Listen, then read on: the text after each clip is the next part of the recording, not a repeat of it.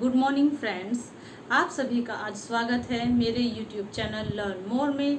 मैं डॉक्टर सीमा आज आप सभी के साथ भारतीय राजनीति में हिंसात्मक एवं अहिंसात्मक आंदोलन की भूमिका विषय पर विस्तृत रूप से चर्चा करूंगी। साथ ही हम सब आज समझने का प्रयास करेंगे कि भारतीय राजनीति में हिंसात्मक एवं अहिंसात्मक आंदोलन की क्या भूमिका है, इसका इतिहास, इसका अर्थ, इसके प्रभाव, प्रकृति, स्वरूप। साथ ही हम जानेंगे कि वर्तमान समय में हिंसात्मक एवं अहिंसात्मक आंदोलन की क्या प्रासंगिकता है, वास्तव में ये आंदोलन भारतीय राजनीति को किस हद तक प्रभावित करने की क्षमता रखते हैं। चलिए फ्रेंड्स, शुरू करते हैं भारतीय राजनीति में हिंसात्मक एवं अहिंसात्मक आंदोलन की भूमिका मेरे यूट्यूब चैनल लर्न मोर के साथ।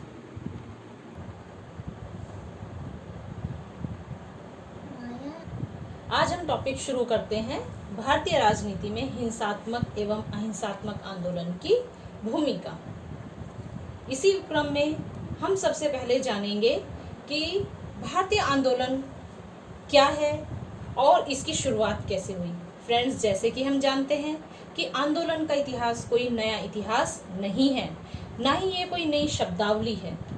मानव जाति के सिविलाइजेशन के साथ ही विभिन्न आंदोलन की उत्पत्ति हुई थी, जिनमें से हिंसात्मक एवं अहिंसात्मक आंदोलन भी रहे हैं। इन आंदोलन का स्वरूप हिंसात्मक रहा हो या फिर अहिंसात्मक रहा हो, विद्वानों का तात्पर्य सीधी कार्यवाही से ही लगाया है। भारत में अब क्योंकि भारत ने स्वतंत्रता सीधी कार्यवाही से प्राप्त की थी, तो इसीलिए देश की अधिकांश जनता सत्याग्रह, हड़ताल, उग्र प्रदर्शन, बंद, जन आंदोलन, इन सबको ही उचित मान लेती है।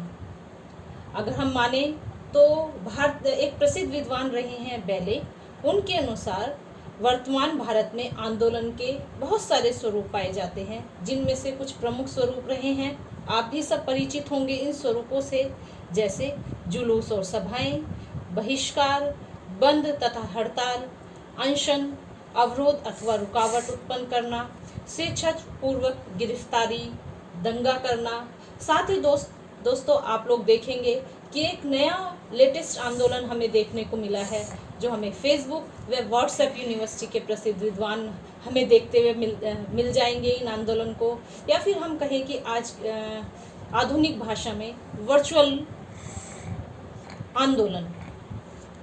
ये एक ऐसे आंदोलन है जो सामने ना आकर के पीछे, पर्दे के पीछे लोगों के द्वारा आंदोलन किए जाते हैं। आंदोलन को हम लोग देखें तो आंदोलन व लोकतंत्र दोनों एक दूसरे के पूरक रहे हैं। क्यों? क्योंकि जनता अपनी मांगे मनवाने के लिए, आप जैसे कि देख रहे हैं कि जनता अपनी मांगे सरकार से मनवाने के लिए कई बार बहुत ज़्यादा प्रयास करती है, और उस प्रयास में जिन साधनों का वह प्रयोग करती है वह होते हैं हिंसात्मक आंदोलन एवं अहिंसात्मक आंदोलन। विभिन्न प्रकार के आंदोलन में हिंसा का प्रयोग होना, जैसे अभी आप लोगों ने देखा होगा कुछ समय पहले किसानों का एक आंदोलन हुआ था, जिसे हम मंदसौर के किसान आंदोलन के नाम से जानते हैं। छात्र अपने हितों की रक्षा के लिए समय समय पर आंदोलन करते रहे हैं। हमारे देश में छात्रों के हिंसात्मक एवं अहिंसात्मक दोनों ही प्रकार के आंदोलन हमें देखने को मिलते हैं। पिछले कुछ समय में हमें जेएनयू का आंदोलन इन्हीं आंदोलन के एक याद दिलाता है। साथ ही श्रमिक हड़ताल आंदोलन, नए राज्यों के पुनर्गठन की मांग भी समय समय पर आंदोलन की हमें याद दिलाती है। तेलंगाना राज्य का पुनर्गठन भी आंदोलन का ही एक रूप है। राज्यों के मध्य जल विवाद आंदोलन, नक्सली हिंसा की घटनाएं, पंजाब में कई बार हमें देखने को मिलता है पंजाबी आंदोलन। जम्मू कश्मीर का मुद्दा हालांकि अनुच्छेद 370 खत्म हो गया है, लेकिन उसके पश्चात भी हम लोगों को जम्मू कश्मीर में नए नए आंदोलन देखने के लिए मिलते रहेंगे। साथ ही हमें नहीं भूलना चाहिए कि भारत के उत्तर पूर्वी राज्यों में भी जब देखो तब हिंसात्मक व अहिंसात्मक आंदोलन अपना रूप बदलते रहते हैं या फिर लेते रहते हैं। अभी सरकार पिछले कुछ समय पहले सरकार द्वारा एनआरसी का मुद्दा भी हिंसात्मक एवं अहिंसात्मक आंदोलन के रूप में हमें देखने को मिला है। गोरक्षा का आंदोलन ये एक नया आंदोलन है। इससे पहले भी हमारे यहाँ पर गोरक्षा के नाम पर आंदोलन होते रहे हैं, लेकिन नई विचारधारा की उत्पत्ति के साथ ही हमें गोरक्षा के आंदोलन के स्वरूप में परिवर्तन देखने को मिला है। जैसे कि कई बार गोरक्षा भीड़ द्वारा लोगों को मारना या फिर उन्हें परेशान करना।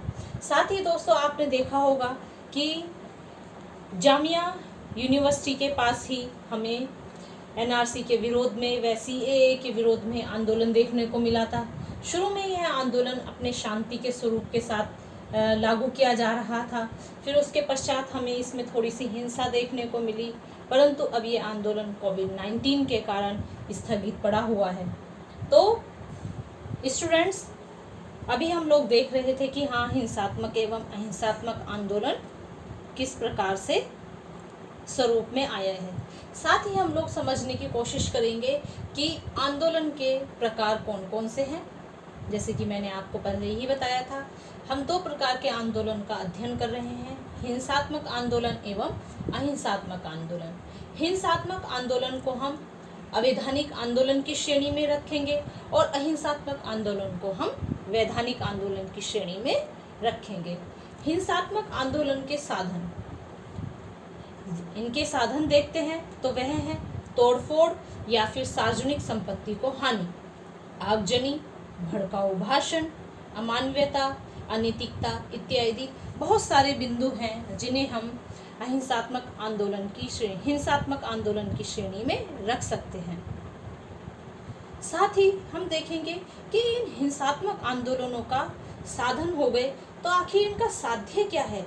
साध्य देख करके ऐसे लगता है जैसे कई बार इनके साध्य बहुत अच्छे ना हो, परंतु पिछले आंदोलन की यदि हम इतिहास देखें तो हिंसात्मक आंदोलन के साध्य भी अच्छे रहे हैं। लेकिन सर्वप्रथम सरकार, इनका महत्वपूर्ण साध्य है सरकार से अपनी मांगे पूर्ण कराना या फिर निजी स्वार्थों की पूर्ति। अधिकांश आंदोलन हमें सरकार से अपनी मांगे पूर्ण कराने वाले देखने को मिलते हैं, जिनका हम आगे चलकर अभी अध्ययन करेंगे। अहिंसात्मक आंदोलन में है साधन हमारे धरना प्रदर्शन, हड़ताल, अनशन, निवेदन, प्रार्थना, विचार या संगोष्ठियाँ। जितने भी ये बिंदु हमें देखने को मिलते हैं, हम देखेंगे कि भारत में स्वतंत्रता प्रदान करने में इन बिंदुओं का प्रमुख स्थान रहा है। साथ ही इनका साध्य है सरकार से जनहित में अपनी मांगे पूर्ण करना, अर्थात ऐसी मांगे जो जनता के हित में ज़्यादा से ज़्यादा हों, उन मांगों को हम जनहित की मांगे कहते हैं। ओके फ्रेंड्स, जैसे कि हम लोग चर्चा कर रहे थे कि आंदोलन व लोकतंत्र में एक बिंदु यह है कि आंदोलन के माध्यम से जनता अपनी मांगे सरकार से मनवाने का प्रयास करती है और ऐसा करते समय जनता उचित या अनुचित साधनों का प्रयोग करने से भी संकोच नहीं करती है। इनके उदाहरण आपको या हमें बहुत अधिक देखने को मिल जाएंगे। इसी क्रम में हम देखेंगे कि भारत में हिंसात्मक गतिविधियों के क्या क्या कारण रहे हैं। सर्वप्रथम देखेंगे कि भारत में हिंसात्मक गतिविधि का कारण सबसे पहले है हमारी निरक्षरता व प्रचलित शिक्षा पद्धति, बेरोजगारी एवं निर्धनता, साथ ही देश की आर्थिक स्थिति, जातिवाद तथा सांप्रदायिकता, पृथकतावाद की राजनीति जो प्रमुख रूप से हमारे राजनेता करते हैं। और आज पूरे देश में देखें तो हमारा देश न जाने कितने वर्गों में व समूहों में बटा हुआ है, जो हमें कई बार हिंसात्मक राजनीति के लिए भी प्रेरित करता है। व्यक्तिगत या सामूहिक हिंसा हो गई। साथ ही हम देखेंगे राजनीतिक दल व राजनीतिक उत्तरदायित्व का अभाव और सबसे महत्वपूर्ण व प्रमुख आदर्श नेतृत्व की कमी। अगर हमारा नेतृत्व आदर्श होगा, साथ ही नैतिक रूप से वह उच्च स्तर वाला होगा, तो हो सकता है कि हम हिंसात्मक आंदोलनों की कमी अपने देश में देखें।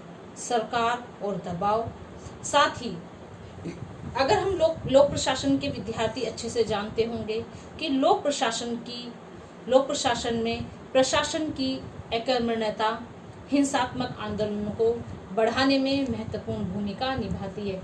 अगर हमारे प्रशासक वर्ग चाहे तो वह किसी भी स्थान पर अपने मानसिक संतुलन के माध्यम से, अपने विवेक के माध्यम से स्थानीय स्तर पर ही हिंसात्मक आंदोलनों को दबा सकता है। भारत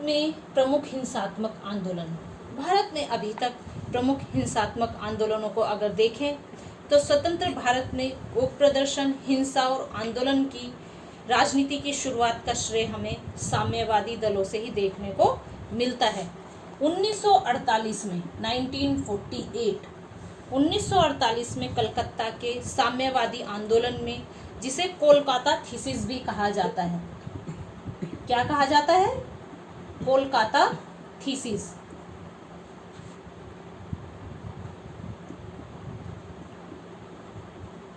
कोलकाता थीसिस में कहा गया कि भारत में क्रांति की लहर गतिशील है। क्रांति की अंतिम अवस्था सशस्त्र संघर्ष की अवस्था में आ गई है। यह क्रांति जनतांत्रिक विप्लव का कार्य पूर्ण कर देती है और उसके साथ ही समाजवाद की स्थापना हो जाएगी। दोस्तों, हमें सन 1966 के पश्चिम बंगाल में हुए नक्सलवादी आंदोलन या किसान विद्रोह को भी नहीं भूलना चाहिए, जिन्होंने हिंसक साधन अपनाए थे। वर्तमान समय में 9 राज्यों के लगभग 75 जिले नक्सलवादी हिंसा से प्रभावित हैं। आंध्र प्रदेश का ताड़ी विरोधी आंदोलन, इस आंदोलन में क्या हुआ था कि महिलाओं द्वारा शराब की बिक्री पर पाबंदी की मांग की गई। नाराज होकर महिलाओं ने शराब के ठेकेदारों के गुंडों पर हिंसात्मक हमला किया। ताड़ी बिक्री से अधिक राजस्व प्राप्त होने के कारण सरकार इस पर प्रतिबंध नहीं लगाती है। साथ ही हम लोग देखेंगे राज्य के पुनर्गठन संबंधित प्रमुख आंदोलन। इन आंदोलनों की शुरुआत बहुत लंबी रही है। 1966 में हम लोग देखते हैं कि पंजाब राज्य में स्वायत्त हेतु हिंसात्मक आंदोलन किया गया। मिजोरम में लालडेगा का आंदोलन, जिसे हम मित्रों नेशनल फ्रंट 1966 के नाम से भी जानते हैं। पश्चिम बंगाल में दार्जिलिंग जिले में पुराना गोरखा आंदोलन, जो 1980 से शुरू होकर के यह आंदोलन शुरू होता है और 1986-88 में पूरे जोर पर रहता है। पूर्वोत्तर राज्यों में 1989 से 1985 तक का असम आंदोलन, ये इस आंदोलन में बाहरी लोगों के खिलाफ चल रहे हिंसात्मक आंदोलन का एक अच्छा उदाहरण रहा है।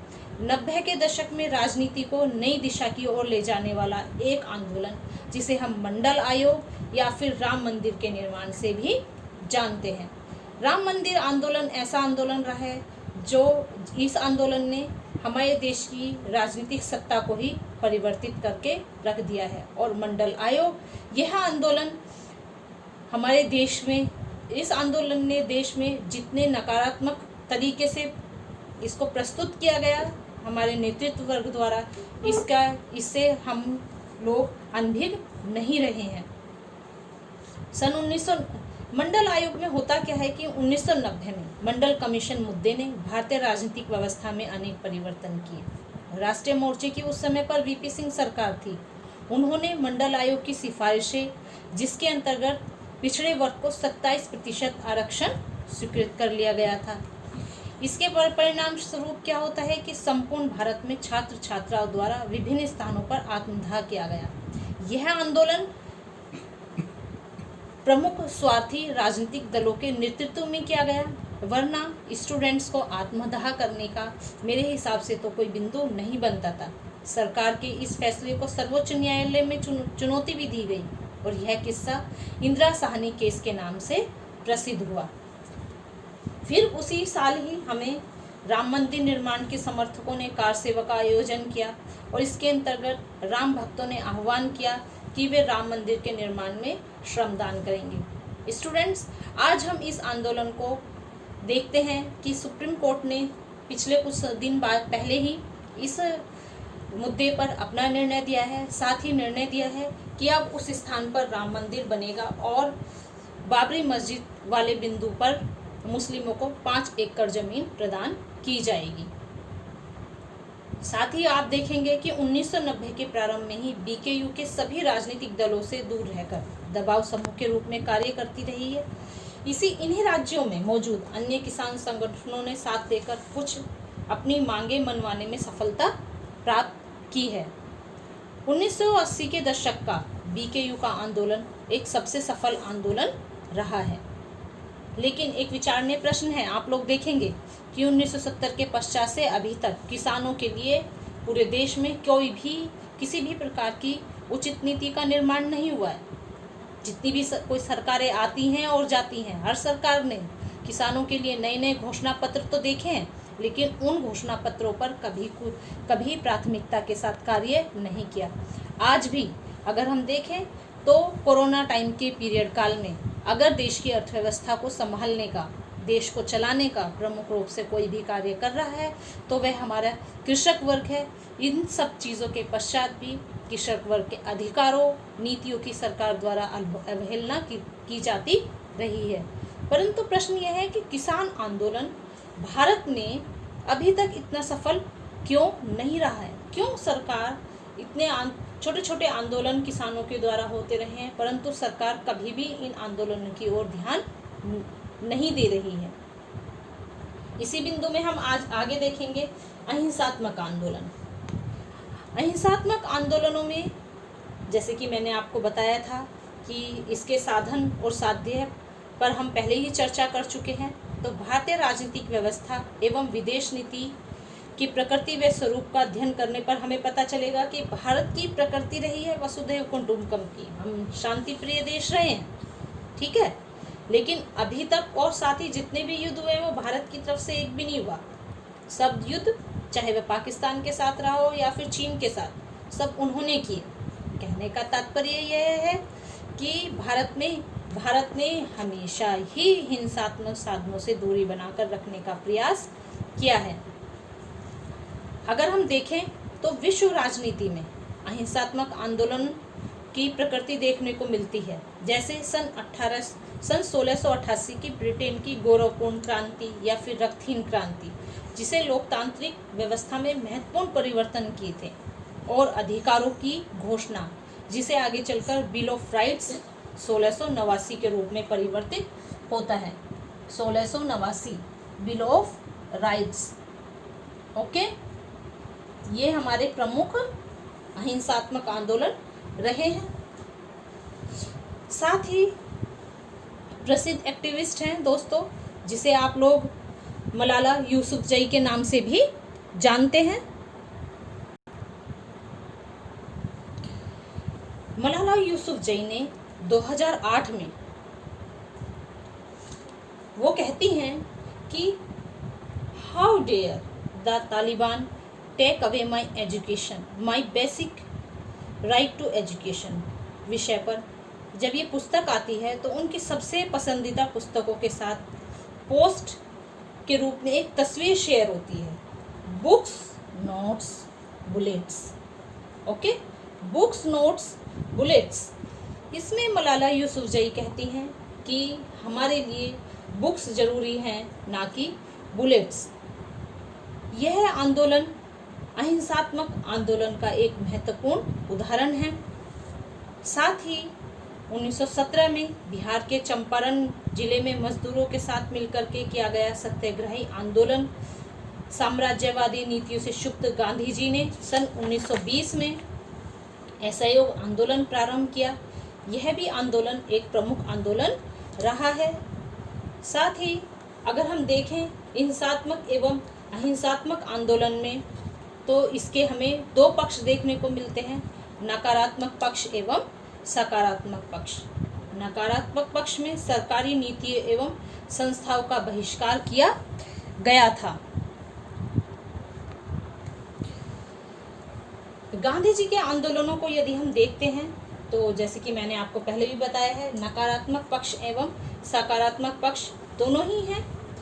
नकारात्मक पक्ष में सरकारी नीति एवं संस्थाओं का बहिष्कार किया गया था। सकारात्मक पक्ष में ये क्या करते हैं गांधी जी? राष्ट्रीय विद्यालयों और महाविद्यालयों की स्थापना, निजी पंचायत, स्वदेशी सामान का उपयोग एवं प्रचार प्रसार। और इन आंदोलनों को पूरे भारत के निवासियों का अभूतपूर्व जन सहयोग प्राप्त होता है। साथ ही हम देखते हैं कि गांधी जी के इन आंदोलनों ने भारत को स्वतंत्रता दिलाने में जो भूमिका निभाई है, शायद और अन्य आंदोलनों को वह कहीं ना कहीं थोड़ा बहुत पीछे छोड़ देती है। महात्मा गांधी के बाद आते हैं डॉक्टर अंबेडकर। डॉक्टर अंबेडकर ने भी राष्ट्रीय आंदोलन में भाग लेने वाले प्रमुख व्यक्तियों में से गिने जाते हैं। दोनों का उद्देश्य भारत को स्वतंत्रता दिलाना था, लेकिन डॉक्टर अंबेडकर भारत की बाह्य स्वतंत्रता के साथ साथ आंतरिक स्वतंत्रता के भी वे पक्षधर थे। अर्थात भारत का वंचित व अस्पृश्य वर्ग दोहरी गुलामी का जीवन यापन कर रहा था। एक तरफ तो वह अंग्रेजों का गुलाम था, तो दूसरी ओर वह भारत यही समाज के उच्च वर्ग का गुलामी कर रहा था। उस समय पर डॉक्टर अंबेडकर ने अनेक सुधारात्मक कार्य किए, जैसे कामगारों के कार्य के लिए समय निश्चित कराना, समाज में समानता व न्याय की स्थापना करने हेतु छुआछूत, भेदभाव, जातिवाद जैसी कुरीतियों को समाप्त करने का प्रयास करते हैं। डॉक्टर अंबेडकर के विभिन्न संवैधानिक व अहिंसात्मक आंदोलनों ने तत्कालीन सामाजिक व राजनीतिक परिस्थितियों को भी प्रभावित किया। अगर आप देखेंगे तो ब्रिटिश सरकार से प्रार्थना पत्र, निवेदन, जुलूस, सभा, विचार गोष्ठी, भाषण व सामाजिक आंदोलनों के माध्यम से अनेक सुधार किए गए थे।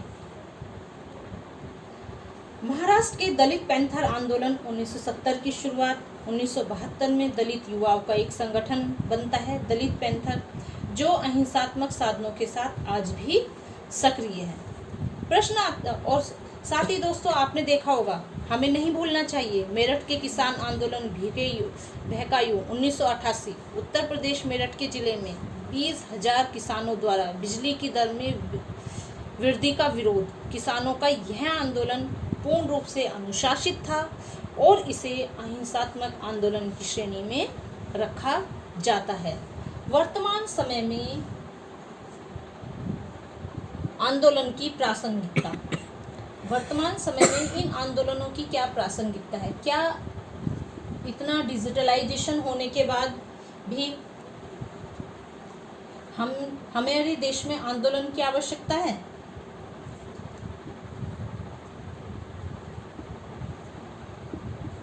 हम देखेंगे कि आज भी क्या होता है, जो जनमानस कभी ना कभी सत्ता में जो सरकार होती है उसके प्रति कहीं ना कहीं उसको असंतुष्टि व्याप्त रहती है। अब वह उस असंतुष्टि को कैसे पूर्ण करे? कई बार वह सरकार की किसी नीति से बहुत अधिक प्रभावित होता है, तो कई बार वह अप्रभावित होता है। इन्हीं सब चीज़ों को ध्यान में रखते हुए आंदोलन हमेशा ही अपने स्वरूप को बनाए रखते हैं। इसीलिए हम कह सकते हैं कि वर्तमान समय में हमेशा ही आंदोलन की प्रासंगिकता बनी रहेगी। क्यों? क्योंकि राजनीति में नेताओं और समाज सुधारकों द्वारा अपने कार्यकर्ताओं को आंदोलन कहना एक फैशन बन गया है। आजकल सामाजिक वैज्ञानिक और आंदोलनकर्ताओं के बीच वर्तमान विचार विमर्श में नव सामाजिक आंदोलन का मुहावरा प्रचलित हो गया है। कुछ लोग इस पद टर्म का प्रयोग ऐसे आंदोलन के लिए भी करते हैं जो उनकी दृष्टि से नए हैं। जैसे कि आप लोग देखेंगे आजकल नारी या महिला आंदोलन, पर्यावरण आंदोलन, शांति आंदोलन। कुछ लोग कहते हैं कि ये नए आंदोलन उत्तर आधुनिक समाज के मुद्दों का परिणाम है। अगर हम देखें तो सामाजिक आंदोलन की वैचारिक संरचना को समझकर आंद्रे गुंडर फ्रैंक और मार्ता फ्रुंटस ने सामाजिक राजनीतिक आंदोलन में अंतर प्रदर्शित किया है। इन लोगों का मानना है कि सामाजिक आंदोलन राज्य सत्ता के लिए प्रयास नहीं करते, ये सत्ता की अपेक्षा स्वायत्तता की मांग करते हैं। साथ ही हम देखेंगे कि आंदोलनों का नेतृत्व वर्तमान समय में मध्यम वर्ग से अधिक आ रहा है, तथापि ये नेतागण मुख्यतः वंचित वर्गों और समुदायों को प्रभावित करने वाले मुद्दे तो उठाते हैं। आंदोलनकर्ता विभिन्न सामाजिक स्तरों, वर्गों या कई सामाजिक समूहों के भी हो सकते हैं। लेकिन विचारणीय बिंदु यह है कि कई आंदोलन ऐसे रहे हैं कि जिनका अभी तक कोई भी अन्वेषण नहीं हुआ है, परंतु राजनीतिक वैज्ञानिक व सामाजिक इतिहासकारों से समय समय पर यह अपेक्षा की जाती रही है कि वे इन आंदोलनों का अच्छे से अध्ययन करें, साथ ही सामूहिक रूप से दलित लोग भेदभाव और अत्याचारों के खिलाफ प्रदर्शन करने के लिए अपनी तरफ से कई बार प्रवसन करते हैं। एक महत्वपूर्ण प्रश्न यह आता है कि किसी आंदोलन में भाग लेने वाले लोगों की कितनी संरचना उसे हमें जन आंदोलन कहने के योग्य बनाती है। आंदोलन शब्द का प्रयोग पत्रकारों, राजनीतिक एक्टिविस्टों, औसत व्यक्ति द्वारा ढीले ढाले अर्थों में लिए जाता है। अतः आंदोलन की शक्ति का कम या अधिक आंकने का खतरा हमेशा बना रहता है। अगर हम पूरे लेक्चर को देखें या चीज़ों को समझने का प्रयास करें तो कई आंदोलन उद्देश्यों की प्राप्ति के पश्चात समाप्त हो जाते हैं, या फिर कुछ आंदोलन ऐसे हैं जो बाद में दबाव समूहों के रूप में कार्य करने लगते हैं, या फिर राजनीतिक दलों के रूप में भी वह आंदोलन कार्य करने लगते हैं।